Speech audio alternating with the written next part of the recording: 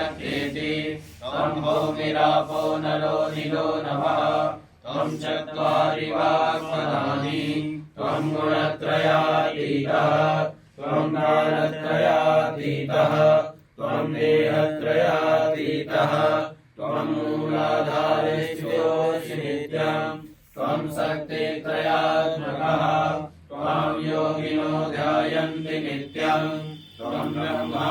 त्वं विष्णुस्त्वं रुद्रस्त्वं इन्द्रस्त्वं अग्निस्त्वं वायुस्त्वं सूर्यस्त्वं चन्द्रमास्त्वं ब्रह्मभूर्भुवस्वरों गणादीन् पूर्वमुच्चार्य वर्णादीन् तदनन्तरम्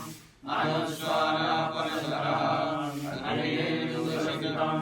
कालेन रुद्धम् एतत्तमनुष्यरूपम् गकारः पूर्वरूपम् अकारो मध्यमरूपम् अनुस्वारश्चान्त्यरूपम् बिन्दुरुत्तररूपम् नादासन्धानम् सैषा सन्धि सैषा गणेशविद्या गणकऋषि निश्चितगायत्री छन्दः श्रीमहागणपतिर्देवता ॐ गं गणपतये नमः एकदन्ताय विद्महे वक्रतुण्डाय धीमहि तन्नो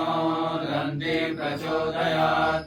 एकदन्तं चतुर्हस्तं पाशमङ्कुशधारिणम् अभयं च वरदं हस्ते बिभ्राणं मूषकध्वजम् रक्तं लम्बोदरं शूर्पकर्णकं रक्तवाससं